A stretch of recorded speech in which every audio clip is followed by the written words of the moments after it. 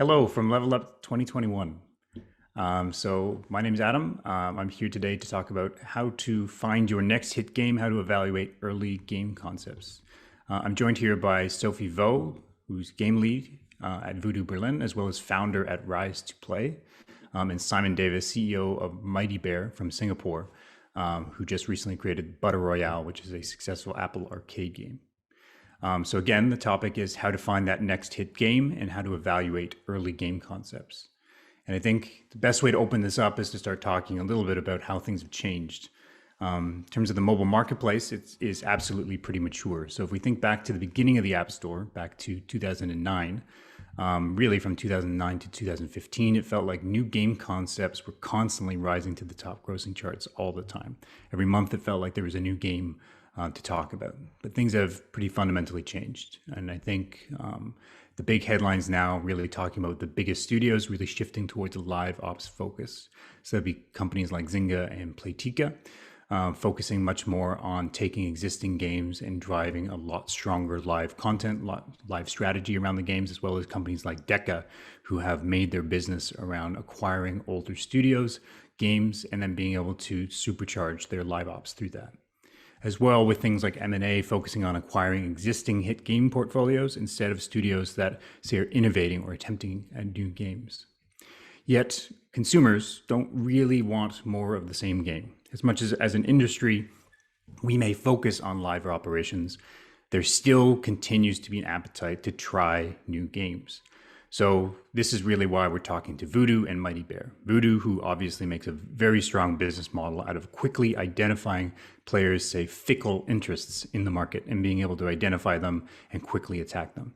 And Mighty Bear off the success of their very successful Butter Royale game within Apple Arcade. So how do you approach finding new games in say a mature mobile marketplace? And I'll start off with some questions. For question number one, for your company, how do you start the concepting phase for a new game project? How are you, say, identifying new genres to go after? So I'll start with you, Simon. Sure. Thanks for the question. So historically, we haven't had great success actually by starting with a genre in mind. Rather than do that, the approach that we've landed on is to rely on the wider team to submit a fairly large number of concepts, can be as many as 20 or 30.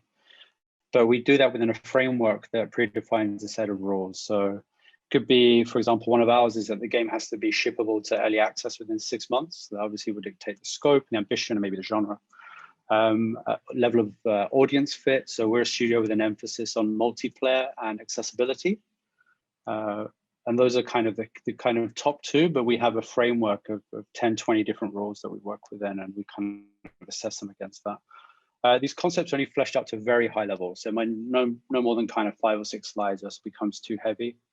And with just 1 or 2 very rough mock-ups, which are optional. And then when we have a large enough volume of concepts, we put them through an evaluation framework. So we basically have almost like a model, and then we debate and we will score them against different categories. And that will help us kind of identify kind of the winning concepts from all the ones which have been submitted.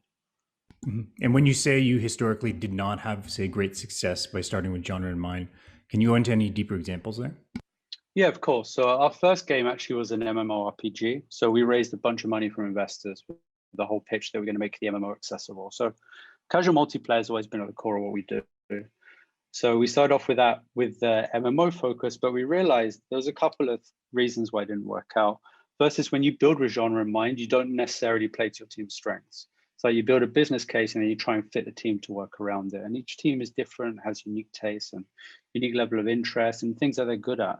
But the other thing is that success is essentially a lagging indicator. So when you identify that market niche, there's a handful of people that will have the same there's a handful of data points that everyone's using right now. And it's probable that a lot of people are kind of landing on the same things as you. So when we launched our game, I mean, shortly after we had a slew of kind of accessible 4X games land from China. And obviously that completely changed the landscape. A team of 8, 9 wasn't able to compete with teams of hundreds plus. So we kind of changed our approach. But that's just an example of how rather chasing genre rather than kind of playing to your strengths hasn't worked out for us. Yeah. And when you say within early access, you're talking about like 6 months or less to be able to get to that point. Yeah. Like moving from MMO to a smaller genre, why do you kind of cap it only at 6 months? It's just a very simple reason. I mean, firstly, it dictates the scope of the project. So it means that for a small team, you develop something which is realistic and ships. If you have a game that's scoped for 6 months as possible, might run to 8 or 9 months even. But you avoid the situation where games end up dragging on for 6, 12, 18 months beyond their kind of initial release date. And it means the team is constantly shipping, having more shots on goal and getting more experience as well, and perhaps landing on the next hit. Okay. Yep. Sophie, do you want to talk about Voodoo's approach to concept game development? Yes, sure. So I have two parts to answer this question.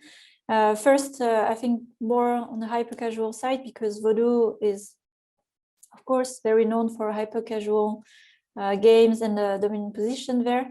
So it's pretty straightforward when exploring concepts. A lot of inspiration can come from, I don't know, what is trendy, YouTube, TikTok, whatever brings downloads. So it's a lot based on trends to discover, or what you see in other spaces that are not mobile games, and execute fast. So that's why we have such a short cycle in testing in hyper-casual games. Within a week, you know if your concept is sticking out. And what we look at is CPI, and the scalability. So how does the game scale quickly? And also as a contrast, when we think of the scope, because the testing is happening so fast in hyper-casual, then it is also defined the scope where you should have an answer on the concept you're working on within 2 weeks. And then if you don't, then you move on to the next idea and so on. So for this to work, it needs a lot of ideas to be tested in a short time. So that's what it is for hyper-casual games. But I want to answer a second part of a question, which is also a new department unit in Voodoo. That we have a new casual department, and that's what I'm part of as well, with the new studio we have. And how do we start new concepts in a hyper-casual company? And that's where it's the interesting part. So the same for us as a team. We look at three things. We look at what can we be the best at. So I like to use these three principles. What can we be the best at in this market as a team? What do we feel excited to work on? And at last, what's the business model do we have here? An economic engine. And as a casual studio, or with a casual business model, so making revenues from IAP, for example, then we are looking more here, what kind of games can we make that is in our area of competence. And there's, like, we think of genres, so we can look at casual, mid-core, etc. In our case, it's a more casual audience. That's our main constraints. And the second is really being at Voodoo, what are the strengths we can leverage by being in the company, and also thinking with the mindset of hyper-casual. So that's also how we define the concept. Like, can we deliver this fast? Can we execute it fast? Do we have skills, competencies to scale this game, to execute it, make revenues not only through ads, but IAP? And that's what also defines a bit further what we will try at least to prototype, or to go in when we try in game jams, for example. So moving on to my second question around this checklist of factors, right? So we've both talked about like different ways where you've been able to making sure that you've kind of got a checklist, or at least something in your mind about what you need to do to build a successful game. When you found that kind of list of concepts, and this is more a question for you, Simon, which is like, what is that internal checklist for which ideas that your studio and team should actually work on? Yeah, it's an interesting challenge, because naturally there's a large element of bias within this process. People want to build things which are either their idea, or a genre they kind of enjoy or resonate with, or maybe a theme that they like.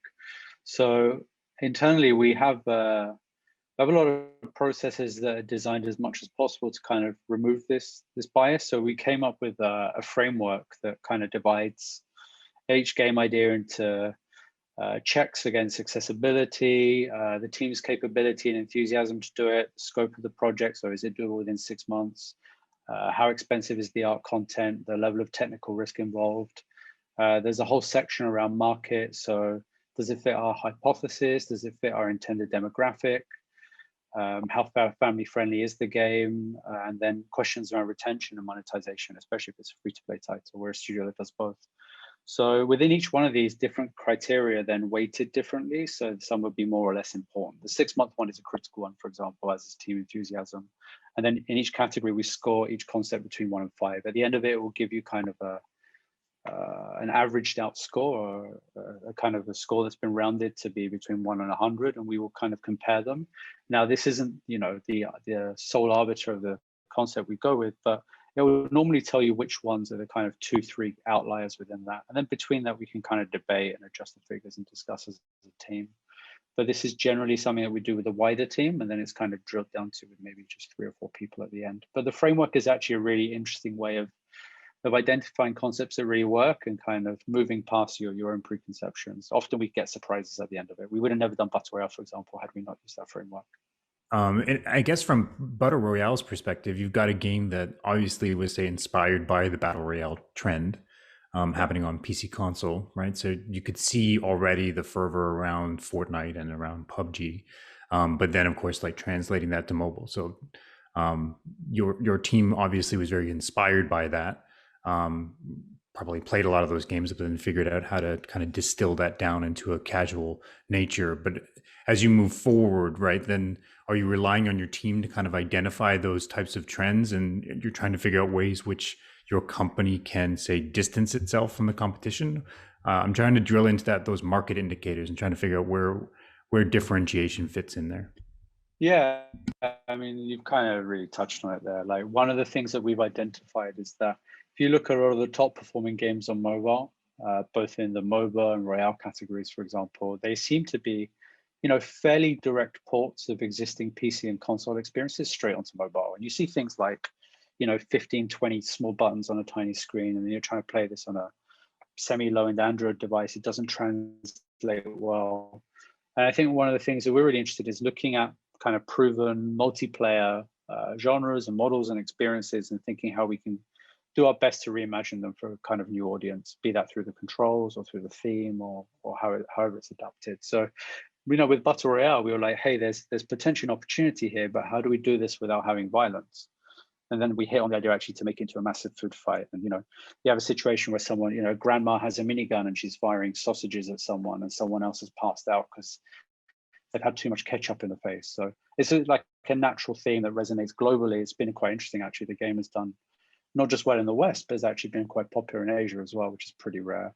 And I think the universality of the theme and the way that it's been kind of taken like an existing kind of hardcore theme and reimagined for a broader audience is kind of really at the core of what we do. You know, we have more games in the pipe that kind of riff on that as well, you know, taking proven multiplayer models and trying to bring them to a new audience. But your company, at least, you've at least set the focus of, we are going to be doing multiplayer focus and we want to be more family friendly. That's our kind of, yeah, okay, that makes sense. So Sophie, you talked a little bit about your concept evaluation process. Do you want to go a little more detail about how Voodoo evaluates these concepts using metrics? Yeah, quite similar also to what Simon has mentioned. We have also our own scoring system internally. So we use 2 things. We have our own internal scoring system as a team, but also we use some sort of metrics to evaluate concepts early, especially usually when we have several ideas competing, we don't choose anything at this point. We have maybe 3-4 ideas competing, and then we start to evaluate them, usually all at the same time. So that's more a result of a jam or some sort of hackathon. And the 3 criteria we look at internally is, one, how do we enjoy playing the game? So that's the first signal, like, how do you genuinely enjoy the game as a team? And it's not a condition, but it's one we look at. And second is, how excited are we about building the game, which is slightly different than playing it. So this is where I don't know, developers or designers get a little excited to create something that has an interesting challenge for them, although they wouldn't play it. And at last, how are we confident that we can expand this game? So again, I talk about scalability. to be played for 3-5 years? How confident are we? Do we believe in this concept? So out of this scoring, we have a score, and then we evaluate, compare the concept.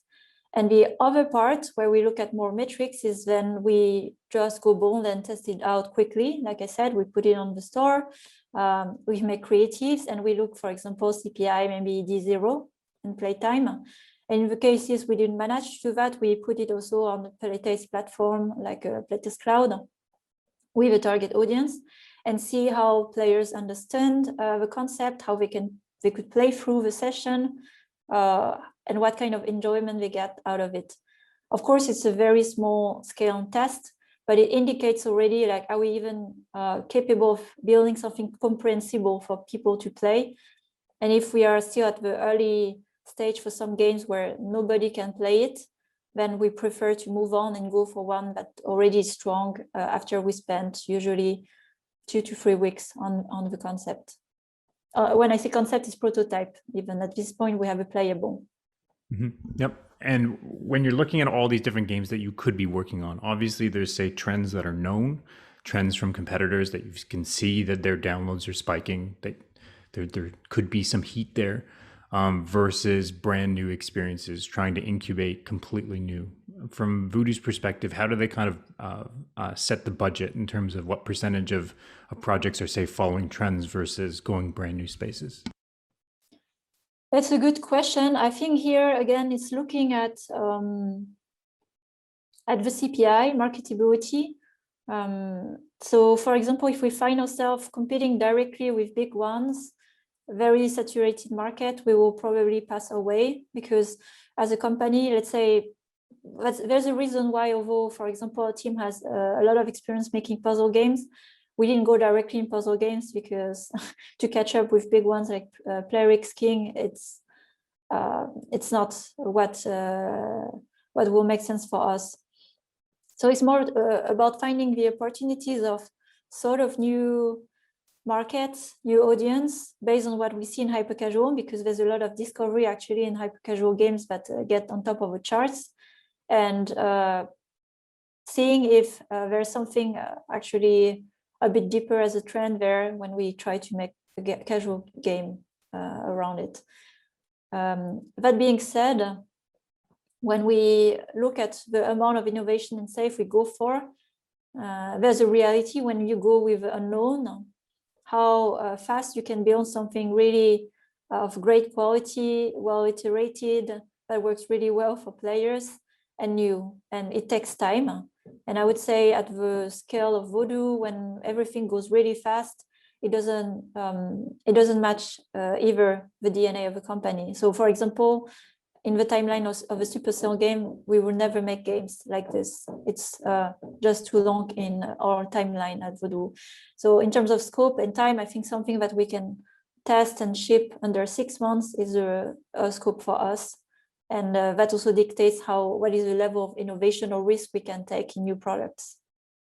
And when you're doing that concept evaluation very, very early, how fast time to market wise are those prototypes, those game jams? So that's more like the objective we set in our studio, but that matches also the speed in hyper casual. Like when we look even at casual, it's under a month. So usually we come with a concept. On the first week, we start to prototype. The second week, have a playable. We iterate on the playable through rounds of iteration with playtest, and then we just submit it, put it on the store, and observe the result. We even did actually a bit beginning of the year. We did a game jam. We split in 3 teams, and we took actually some known concept we saw in hyper casual market, and tried to build on top of that and ship the game in a week, which we did. That was a bit crazy, of course. It's not the game was far from being like ready to be tested, but this is where we could have an idea, for example, quickly on CPI, because you can make creatives with the gameplay, put it out, it's very broken, but you can still test the marketability quickly. So it could happen also in a week if you make it like just the goal and 100% focus on it. All right, let's talk a little bit about different models for mobile success. So Simon, obviously Mighty Bear has worked on various business models, including now Apple Arcade, which is a content subscription rather than, say, a traditional free-to-play in-app purchase focus game. So how does your approach and, say, criteria change when you've changed this model? Yeah, it's been an interesting challenge for us to adapt to it.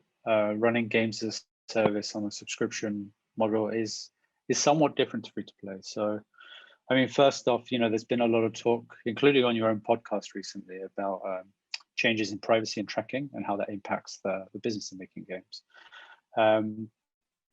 Apple is consistent. They are very strict on privacy and data collection. So for us, we've typically been working with a very different data set to what you would normally work with on a free-to-play game, which means we have to be a bit more creative with how we infer data and measure kind of various metrics, because you don't have this full suite of data, and there's not that kind of deep level of tracking of users on a very granular level.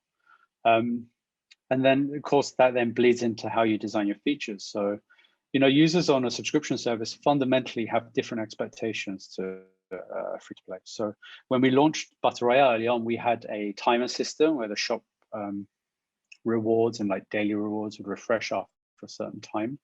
That felt very free-to-play because it's what it is. I mean, it's something that we do in free-to-play to kind of help with engagement and whatnot. And the users actually reacted really badly to it. So we went and changed it. And so we had to basically learn kind of new ways to help players feel like they're progressing and keep them engaged and keep them coming back that weren't necessarily relying on the same free-to-play hooks. That had a lot more to do with progression and skills and upgrades, and basically not tying things to time, but finding other ways to kind of make players feel a kind of sense of progression over a very extended period. And then with the subscription part, right, that's fundamentally different. So, when you have such an environment that's so strict on privacy, then the traditional UA model just doesn't work. You can't collect the necessary data, and it's not kind of set up to work in that way. So we had to go a lot more old school. We actually took more of a branding approach and community-driven approach to kind of building the game out. So we recently released a set of short animated features on YouTube, for example. We do a lot of community events. We've worked with YouTubers and influencers, and kind of doing more brand and word of mouth marketing, because the traditional path of just throwing money at UA is just not an option. So it's been also like very interesting. Now, having said that, there is data. You can make data-informed decisions, but the challenges are somewhat different as well, and the kind of levers you can pull are not the same. So the metrics you look at are essentially different, but the approach is in some ways the same insofar as that you're constantly monitoring and reacting and kind of adapting your methodology, right, and trying to find new ways to find an angle. But yeah, fundamentally, it is a very unique challenge for sure. And it's been actually a very interesting learning experience for the team, because I suspect that many of these learnings we're going to then apply back to future free-to-play products as well. So we've only got a little bit of time left. I did want to talk a little bit about defensibility and, say, blue oceans versus red oceans. Simon, you've obviously, like with Battle Royale, you identified a space you wanted to compete in, right? You said we can compete in casual shooters specifically for mobile. How do you think about, say, competitive advantage and, say, defensibility? What's the bar for a concept to be, say, differentiated enough versus the competition in kind of the modern mobile marketplace? Yeah, it's a huge challenge, right? Because you were speaking back to the early 2010s up to 2015. I think someone described it as the attack of the clones, right? Back then you could clone a game and have a strong business, like even just a slightly better take, maybe with a slightly different theme. But the concepts which stand out and are defensible seem to have a very kind of unique twist on that genre. So I remember when I think it was Homescapes that came up first before Gardenscapes, or whichever one came out first.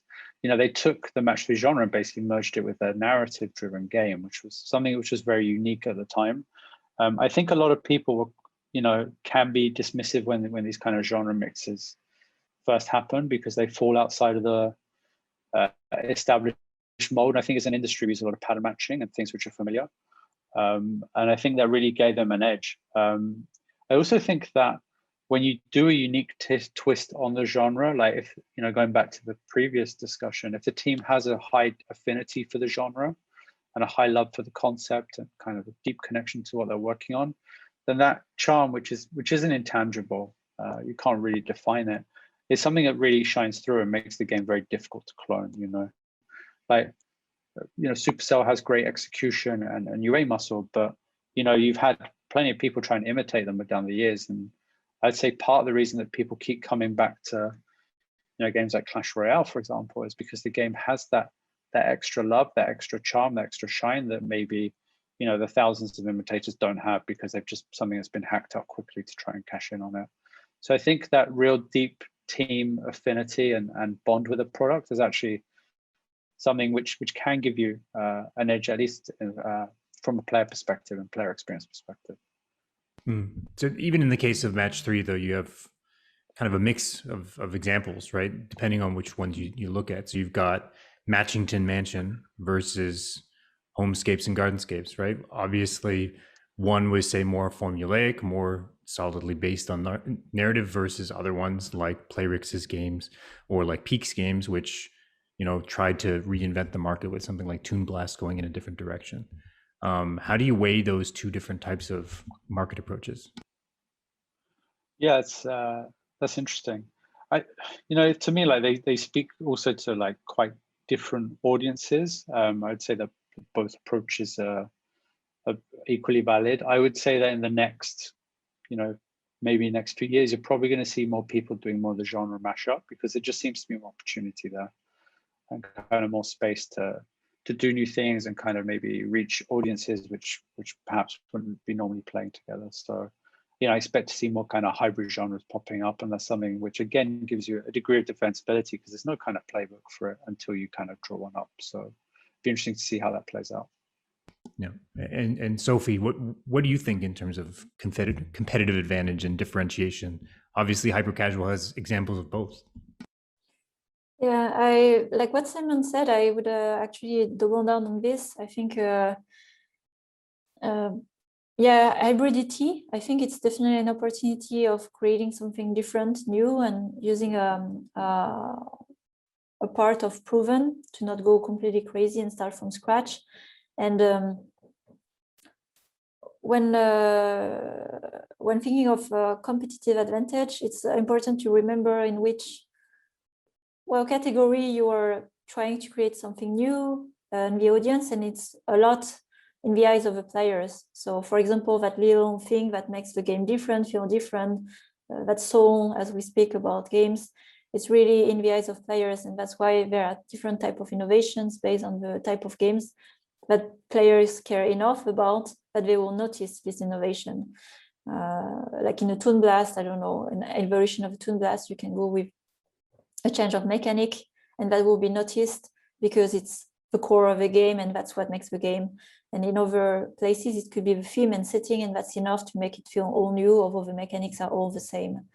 So it's, I think, important to understand the market and the audience you are going for.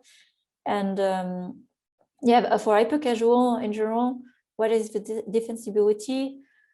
I would say there is none at the product level. It's really easy and fast to copy. And that's why being time sensitive, releasing fast on the market when you see something working well is super important in hyper casual, because the studios are checking each other. Even in soft launch, it can already replicate within a week.